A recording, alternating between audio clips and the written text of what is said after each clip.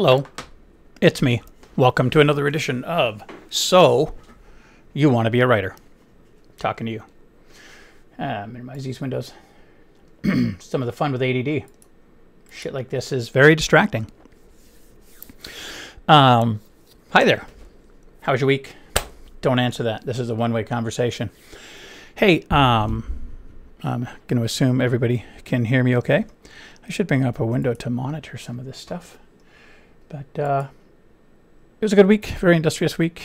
Building websites, doing drawings for patent stuff, getting LLCs going, all kinds of stuff. Marketing for the book, of course.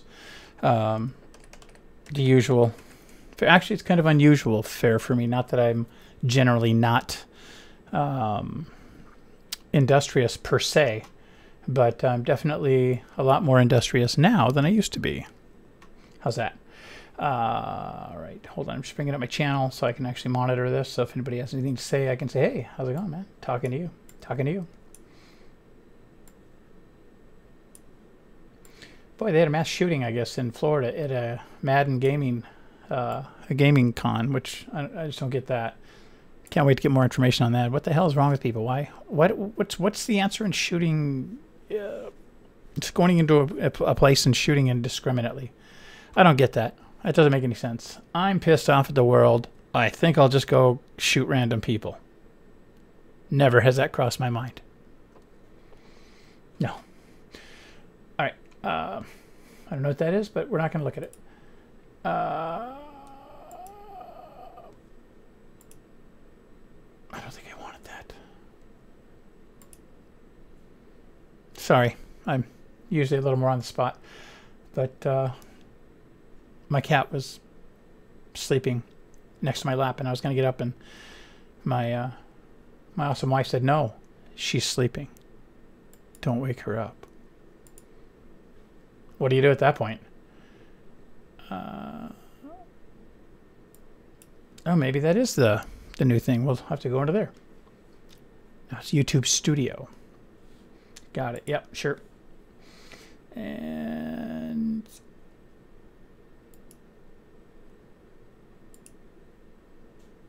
I just want to see my channel.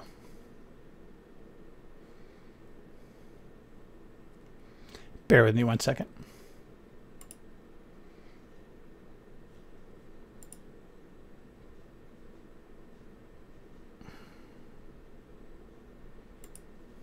I don't think I like the new system at all.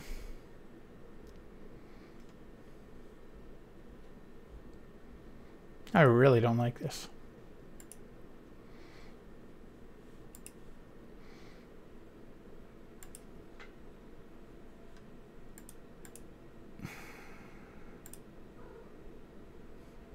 Sorry. Like I said, I'm usually a little better than this. Turn that volume down so we don't get... There we go. Now I'm happy. That's everything, right? Just me being happy. Oh, we're not talking about energy. I didn't update that. Sorry.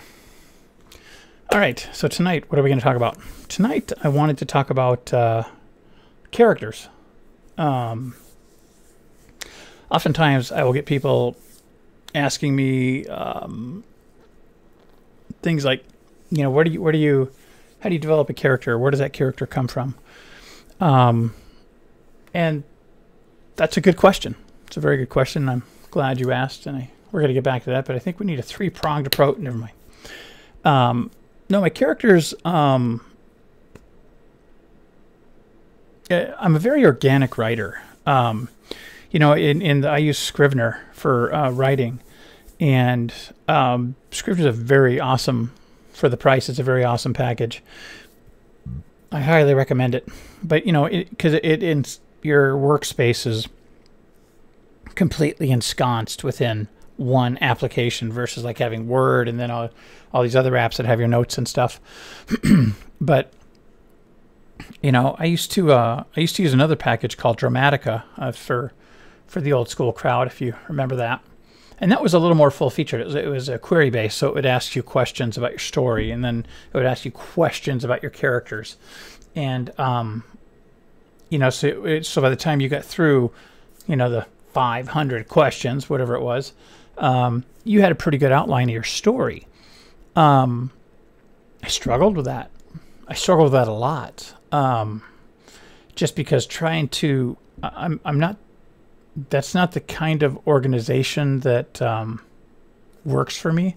Like I said, I'm more organic, and this is both good and bad because I've got most of it up here, which isn't always the best thing, right? But as far as characters go, usually I get we talked last week about inspiration storyline. Where does the initial idea come from? And usually with that will come the characters, and you'll surprise yourself sometimes when you're writing that you might you get a character, they're going down a certain path, then you realize, well, wait, they can't do this alone. We need someone else as well. And so you'll bring in another character, and characters will pretty much develop themselves to a degree. I know when I was writing Mr. Man, I really had a great time writing that because I had an idea. It was basically it's almost like a dinner with Andre kind of deal, or Tuesdays with Andre, whatever it's called. But it was basically just conversations between Martin and the devil. But as the story moved on, there were other places where, I need a character here, and the fact that I need a character in a certain place will kind of dictate who that character or what that character will be. Because if I need a character there, that means there's a mechanic missing that I need to move the story on, if that makes any sense. So sometimes I will just let that develop organically. And, well, like when I was writing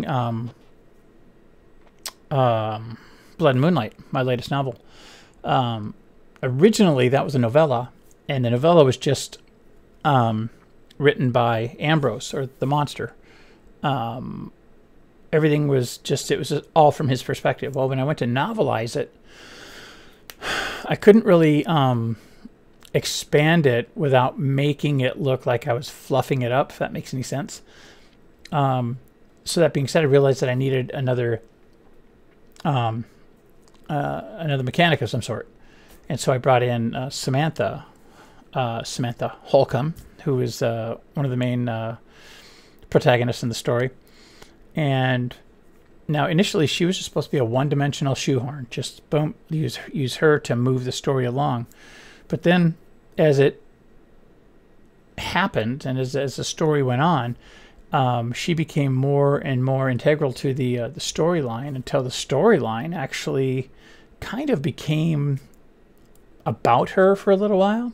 So the story is kind of like the way the story develops. It's kind of about her, and then about them. No, it's about her, about him, and then about them. The way it all came together. But it was just crazy watching her organically develop and come to life. And just as she, I don't sit and say, what am I going to do with this character? What are they going to be? I just kind of say, boom, here's a character. And then I let them talk. If that makes any sense. If that makes sense, it's hard to put into words, but since I'm here doing a podcast, I need to put it into words. I just let the characters, I kind of take a page from Jonathan Mayberry, because one of the things he talks about was how he hears the conversation in his head between, I believe it was Church and Joe Ledger from his Joe Ledger books. And as I read that, and that kind of happens a lot anyway. I get a lot of voices in my head, not those kind of voices, but just from a creative standpoint. And so I can let Sam or Ambrose or Saunders or Martin or Abby or whoever it is, I can just let them churn through their conversations, and then it's like, okay, yeah, I like that. And sometimes it'll be, no, I don't like that. And then the characters in the head look at me and say, who the fuck are you?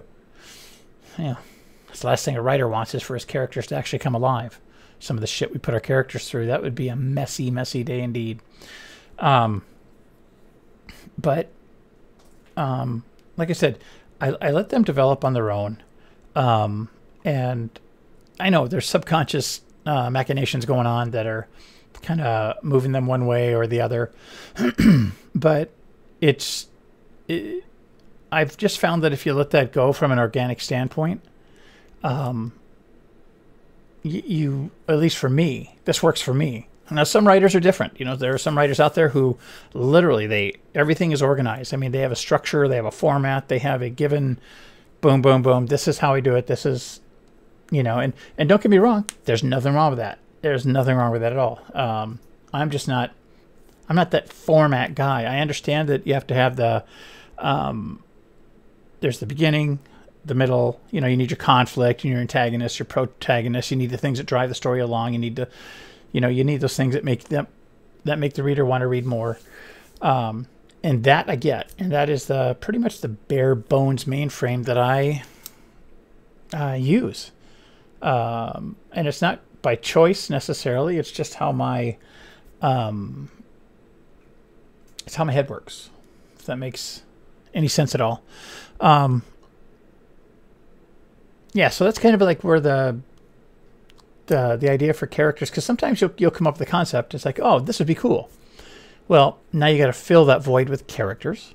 You got to throw them in there. Okay, now what kind of characters are you going to need? Like for the next one I got coming up, the Fanatic. Oh, I got some really colorful characters in that one. That's gonna be a fun one to write, because Vigo and Deacon are just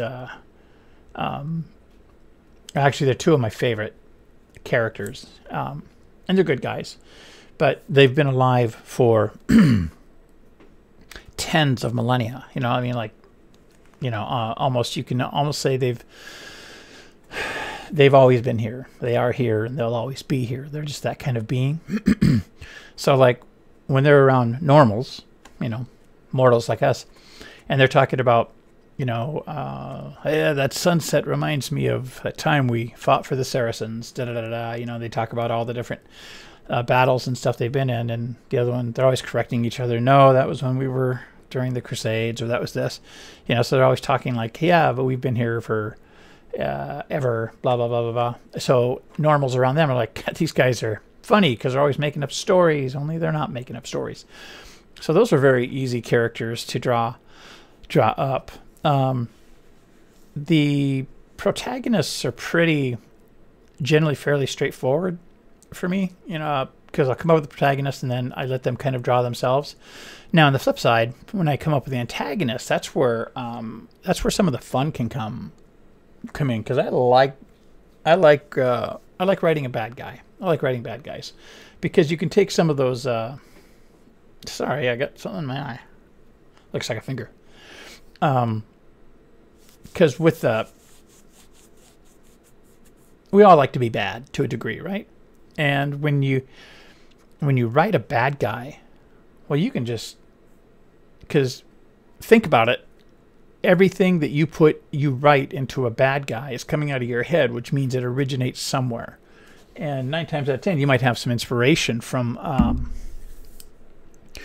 something you see in a movie, or something you see in a book, reading a book or something like that. But bad guys are fun to write. Like, one of my favorite bad guys that I've written is Johnny Cabo. And Johnny Cabo's from, it's a different universe of books that I'm writing. And we've already got I got 2 of those written in novella and almost completely finished novel on another one. So there's 2 of them. But anyway, sorry. So Cabo is he's a very bad person, but he's psychotic as well. And so you can throw some, you can get some mirth in there, some very dark mirth, because he's a very, happily, mind you, sadistic person. Like almost all the skullduggery he gets himself involved in is pretty ugly, very, very ugly. But he enjoys it. He has a good time with it, and he has no problem prolonging the end for someone, especially if they've wronged him in some fashion according to his whim. But Johnny Cobble's very dark. I've got him doing some really, really heinous things, and it's kind of crazy because you can judge yourself. You can find yourself going, "Oh, dude, man, what are people going to think if they see this? What are they going to think of me?" And it's like, you're a writer. You're writing stories, and in order for this story to progress the way you want it to, you got to write the character the way the character needs to be written. Does that make sense? So if you've got a sadistic mob boss of some kind who oftentimes brings his work home, so to say, well, you color him in the way he needs to be colored. Does that make sense? But don't be afraid to write as dark as you need to, but understand the limits as well. And when I say limits, I'm not talking you can only write so dark. I'm just saying you could only, if you imagine doing a drawing or coloring or some shit, you put the colors in that are needed. You don't put all the colors in. Same thing with bad guys. You don't put all the bad stuff in there. You just put the bad stuff that is needed. If that makes any sense. But don't be afraid to reach deep into yourself, because you'll find, man, there's all kinds of inspiration out there when it comes to writing the bad guys. Hell, you just need to look at the news, and some of the stuff. And plus, everything we see, everything we read, everything we watch, pardon me, it's been done before in one form or another. Everybody inspires everybody else.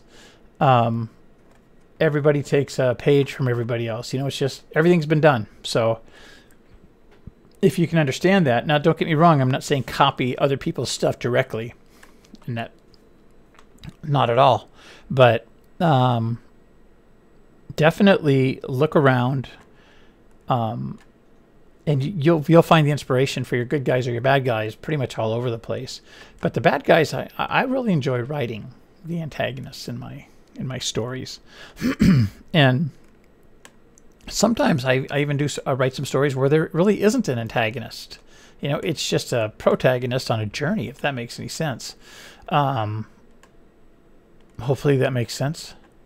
Because, the Fanatic isn't really so much, you don't got a good guy and a bad guy. You might have opposing forces to a degree, but you don't have necessarily good guy, bad guy. Doesn't have to happen in every story. Just most stories. Let's see. We talk about the inspiration. Oh, I watched a movie today called Blue Iguana. If you haven't seen it yet, you should see it. It's with actors. It's got lots of actors in it.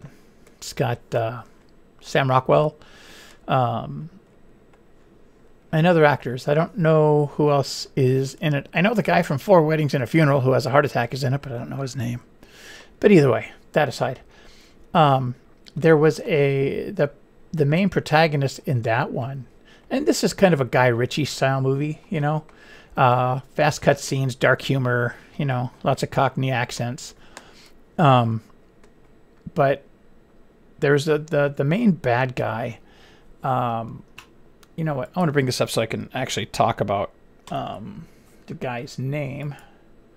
Bear with me 1 second.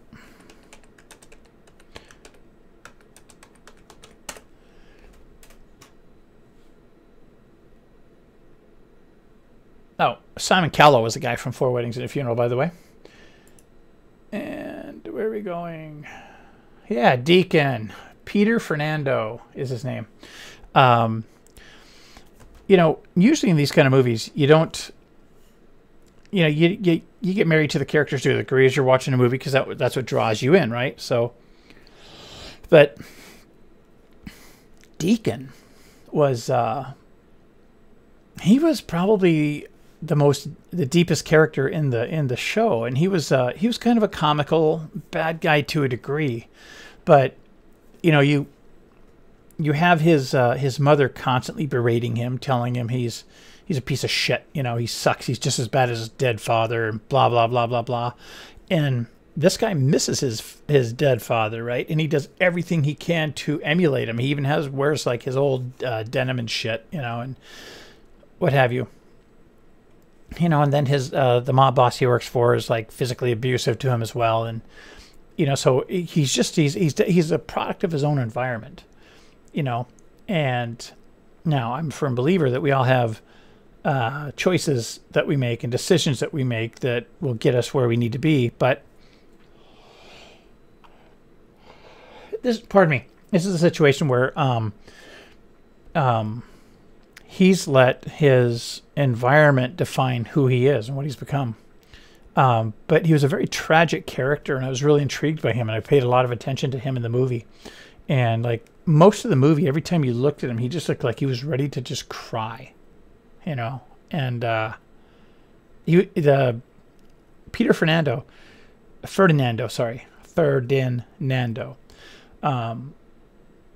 watching him makes me want to watch more of his movies, because I'd like to know if he brings just as much to other parts that he did with this one, because his character Deacon in Blue Iguana was phenomenal. Like, you know, and it's kind of a throwaway thing. Usually, you know, you watch a Guy Ritchie movie, I mean, how often do you emote for one of the characters? You may laugh, you know, or you may say, what the hell did he just say? Like Brad Pitt in, was that Lock, Stock, and Two Smoking Barrels, I think? Or Snatch. That was Snatch.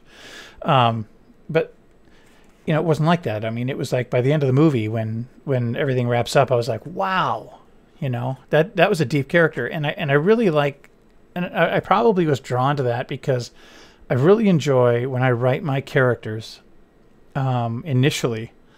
I really like getting into the onion skin aspect of them, regardless of how intrinsic or not intrinsic they are to the story. Even if they're, well, not every single character, if just a bystander on the street. Obviously, I'm not going to put that much weight into somebody who just bumps shoulders. But like with Martin and with Abby and Mr. Man, and then with Samantha and Ambrose and even Saunders, you know, I put a lot of depth into them to begin with, and it's almost like I put them together, I mash them up, and I set them on their way just to see what that dynamic that I've thrown in there is going to do organically. And oftentimes it's rare that I'm disappointed. And if I do end up disappointed, then bam, I just make a new character. Just redesign them, so to say, which could be a pain in the ass when you're halfway through the book. But I digress. But your characters, another thing too that I think is very important, and I talk about this a lot in my everyday discussions with people when it comes to writing. I think it's important to be loyal to your characters, to treat them right according to their little box that they live in. Be fair to them, you know. Let them, you know, once you've kind of have an idea of who their personality is, and what their machinations are, and what drives them, and what gets them up in the morning, and what gets them off. Understand that about your characters, because I think that's very important to know that much about them, because then as you're writing them, they'll grow organically. I keep using that term organically, but it's important, especially with your characters. You have to, you know, it's almost like, you know, you don't want to be a helicopter mom when it comes to your characters, if that makes any sense. You know, set them up and kick them out of the nest, and then let them do their worst. I think you'll be really surprised if you just let your mind go and let things just run on, and your characters will almost develop themselves to a degree, especially as the dialogue increases between, you know, that. Yes, you're allowed to ask questions here. Oh no, that was a question. Hello, Nate. But you know, like I said, with your characters, you got to be loyal. You gotta be true to them, because like if you're putting them through some shit, there's got to be a reason for the shit you're putting them through. Does that make any sense? You don't want to have just gratuitous, what have you, violence, gratuitous sex, or gratuitous this or that by a character, because that doesn't really define the character as well as that organic placement of who they are, where they're going, why they're going there, and what drove them to want to do that. But no, like I said, getting back to that Peter Ferdinando and the character he played, Deacon, it was just, it stuck with me, that character out of all of them. And I love Sam Rockwell. I like pretty much everything he he's been in. In fact, first time I ever saw him, I believe, was Matchstick Men with Nicolas Cage. In fact, I remember the message he left on Nicolas Cage's phone in the movie when he's like, "Hey man, are you coming? Because I need some help. I need you to pick up," because he wasn't picking up his phone and Nicolas Cage wasn't. And he's like, "Oh man, I'm really sick. I'm not feeling good. I can't feel my thumbs." Just sorry that one hit me pretty good. I laughed my ass off. I think I was the only one laughing, but I thought I can't feel my thumbs.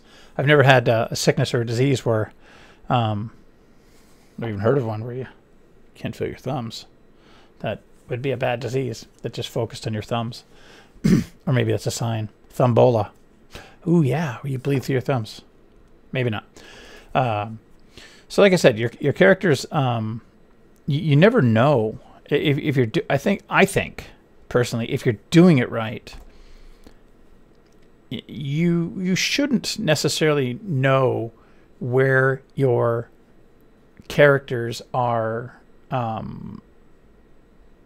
going to go. I mean, you have an idea. Yeah, you want to get from A to B, right? B to C, C to D, whatever.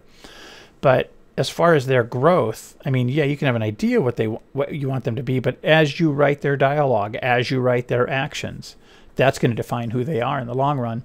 And if you listen to the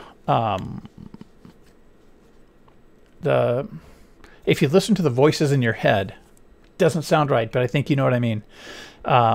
Those characters will talk to you. They'll tell you what they, for case in point, when I was writing Blood and Moonlight, the novella, here about 10 years ago, my goal was to just write up to where she dies.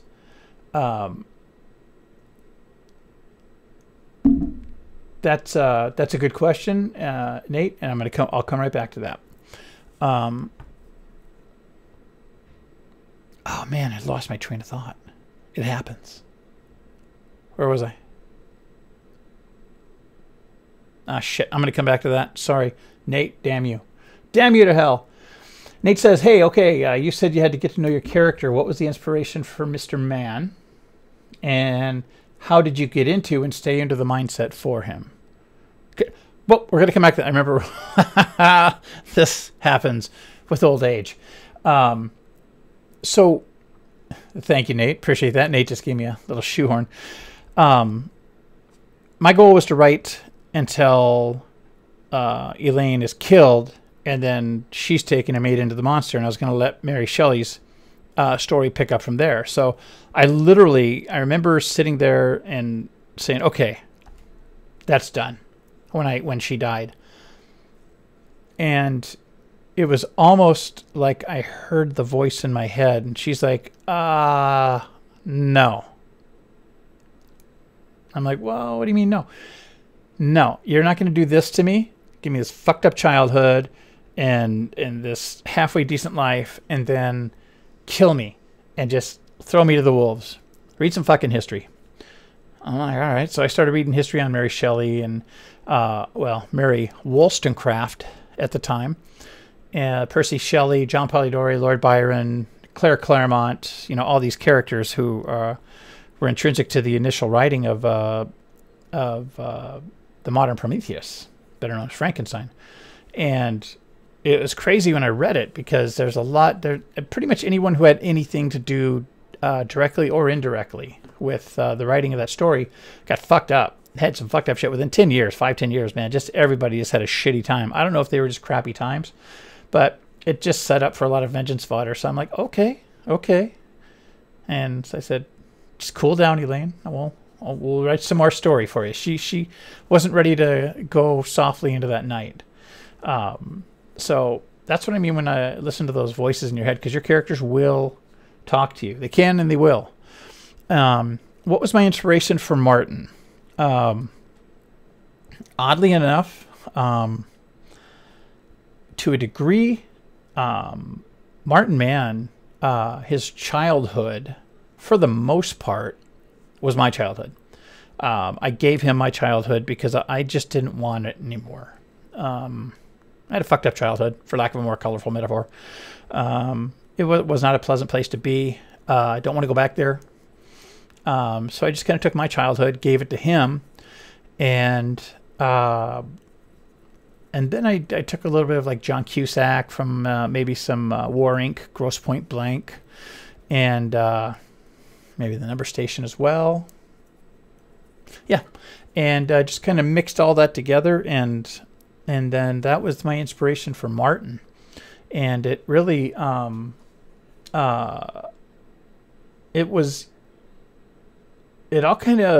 he just kind of fell into place at that point as I gave him my childhood, and because now that I've given him my childhood, now I get to mold that individual. Okay, so what would happen if we had that individual who went through that, and then he moves on, becomes like a successful banker or broker, and then halfway through his success, the devil comes calling because he's so good at what he does that he catches the devil's attention, and devil forces him to come work for him to collect souls. So what would those things do to a person, especially when you add the concept of infinity in there? Because in a world of deities, in the universe of man, time isn't the linear thing that us mortals are used to. It's not A, B, C, D, like that. It actually is A to Q to Z to N. It's just, you never know. You can go wherever you want in that one. And so what would that do to that person? How would that mold that person? And then over time, what would that, and again, these are my suppositions on what that would do to that person. So that being said, that's kind of where he came from. And how did you get into him and stay into the mindset for him? Well, that's just part of my sickness, because when I'm writing a book or a story, for that time during the writing, those characters are alive. They're, I know they're not alive, but in here, I give them, I've got like a little 24 burner stove in my head, basically, where I'm always percolating ideas. And I usually give them usually anywhere from 6 to 12 burners to go at it, have at it, do whatever you will, and do your worst, governor. So I just kind of let them develop, like I said, on their own. I give them it's like, you just throw these elements in a dish and bake it, and then, okay, this is what's coming out of the oven. I have no idea what it's going to be. But you get some pretty good stuff. Like I said, with Johnny Cabo, when I drew him, that bad guy, you just take some of the, you visit some of those dark areas. Because it's funny, we all have these little dark areas in our head where we think about stuff. Dragonstone Creative says, I know the feeling. My characters for the Lazarus file entirely describes themselves to me. He was just described. Exactly. They kind of, if you've put enough into them to begin with, they'll come to life on their own. And sometimes it can be a fucking tinderbox, because sometimes they just will not leave you alone. And that's okay. That's okay. You just got to be okay with, letting them have those 6 to 12 burners. But, when it comes back to, where was I going with that? The bad guys, and you pull that darkness out of yourself. Because how often have you heard somebody say, maybe somebody's describing something heinous, or maybe you're watching the news, or maybe someone's telling a bad story, and they'll get somebody else say, oh, I could never do that, or I couldn't imagine. They're lying, because they just imagined it and they thought about it. And they've probably thought about it before. 9 times out of 10, the people who say that have thought deeply about that kind of stuff to begin with. And the thing is, it's not bad to have dark shit in your head. If you can understand the stuff that you have in your head and be okay with it being there. There's good and there's bad things that happen. But I don't think they're necessarily bad thoughts, if that makes any sense. I mean, it's just stuff in your head, you know. I mean, I firmly believe that anybody is capable of anything at any given time.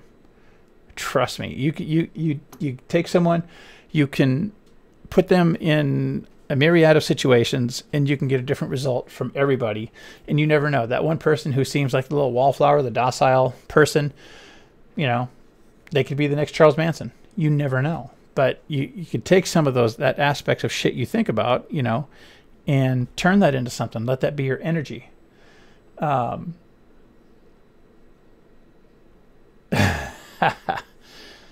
He says, that's so cool when he went and saw his old man. Was that a fantasy I had about my dad? No, it wasn't. But it was the end result of feelings I had for a lot of the rejection I felt from him. So it was a culmination of just all those feelings. And as I'm writing, man, I'm just throwing those feelings into it, and that's what came out, if that makes any sense.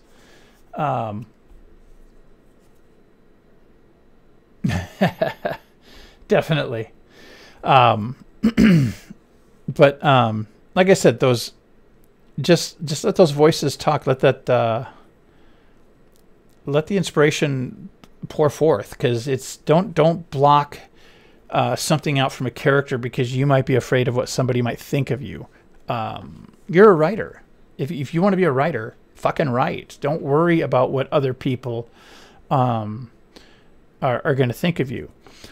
Now, that being said, there's a thing on Reddit called Creepypasta, where people write a lot of pseudo true stories and obviously a lot of fiction. And it's kind of crazy, some of the stuff you'll read in there. Some of it is some toe-curling stuff, and some of it I still think about from time to time, kind of like some Clive Barker shit. But there was one, I'm reading this one time, and as I'm reading it, it's about this guy who was wronged by this woman, and as it goes on and on and on in the story, and it basically turned out to be just this guy's rape fantasy. You know, I didn't even finish the story because it's like, okay, stop. Okay, this is fiction. Okay, now you're given an outlet. So if you've got that kind of stuff in your head where it's like just that violent fucking just revenge, violence porn stuff, well, I mean, if you want to write it, but there's not a market for it. There's really not the, especially in this day and age, man, social justice warriors. It's just like, I doubt American Psycho would be, I doubt it would be written or accepted today the way it was. I mean, hell, it drove the feminists mad when it first came out all those years ago. But it wouldn't be. So don't do that. Because like I said, I returned a book that I gave a bad, well, not really a bad review, but just not the best review, just because he had so much sex. Obviously, the guy wanted to write sex books, and you know what? There's a place for that. Mainstream books are not the place for that. Don't get me wrong, he wrote good, but like I said earlier, Richard Morgan wrote that same kind of stuff in Altered Carbon, but it was where it belonged, and it was there for a reason. It moved the story along, you know, and so you just got to remember that. Does that make sense? Hopefully. So like I said, you got stuff in your head as your characters go. Let that develop, you know, and sometimes you'll have. Sometimes you might find yourself writing up a character as you're doing the story, and you're like, you know what? He doesn't work in this story, but he works as a character, and you can set that character aside. Now, there is a peril to setting a character aside for a later story. they're still in your head. They're still going to stay there. They're still going to chat to you. They're still going to say, hey, would you fucking write me, please? Would you just fucking write me? It's like I had a, just a case in point. This was not a character I'd set aside, but I was working on a screenplay a while back called 3 Days, and it's a end of the world, post-apocalyptic kind of deal. And I had two of my protagonists stuck on this runaway train, Sam and Artemis, and it's going down this hill. Well, I kind of walked away from the story for about 6 months. So where I walked away, they're on this train with the turnbuckle or whatever the hell they call it, broken, and they're zooming down this hill just on a flatbed, wind in their hair, and they're just holding on for dear life, you know. And in my head, you know, I should write. I should work on 3 days. And then all of a sudden, I'd hear, yeah, you know, any fucking time. But I'd hear their voices like over a driving wind, you know, and my mind's eye would turn inward, and it'd be like, oh yeah, you're still on that fucking train, aren't you? Sorry, my bad.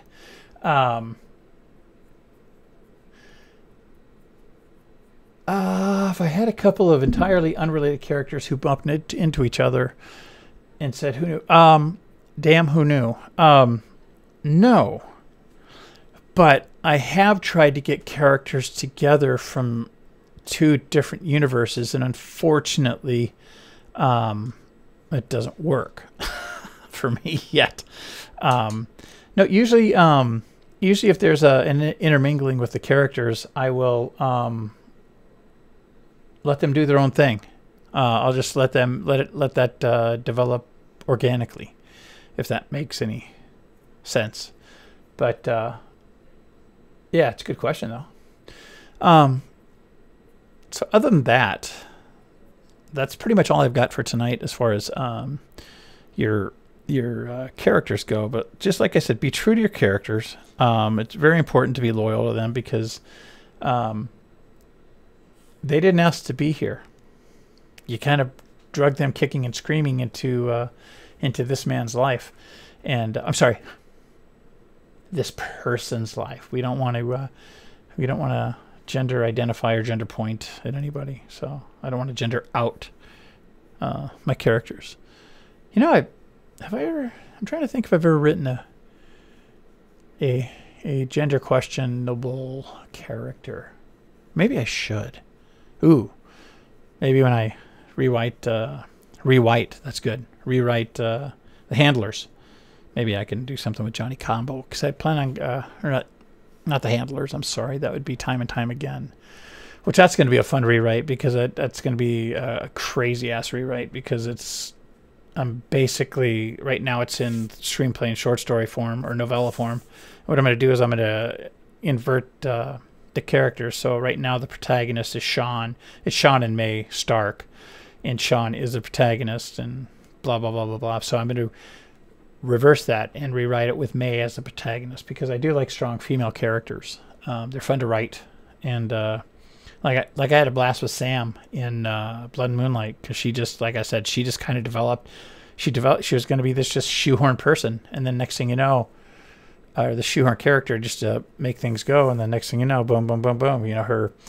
I think the big thing for me with Sam, that defining moment, was when I wrote a dream sequence, a dream chapter, where she was having bad dreams after her ex-husband had died, who she had broken his back, because in trying to defend herself from him, and she ended up breaking his back and ended up making him a paraplegic, and so eventually he dies. And she just, with the guilt she has from that and stuff like that, that was a turning point for me, kind of a defining moment. And then Sam just really started to blossom from there, because Sam was kind of the how do I say this? If you took like Diane Fossey, who was if you ever saw the movie Gorillas in the Mist, Sigourney Weaver played her.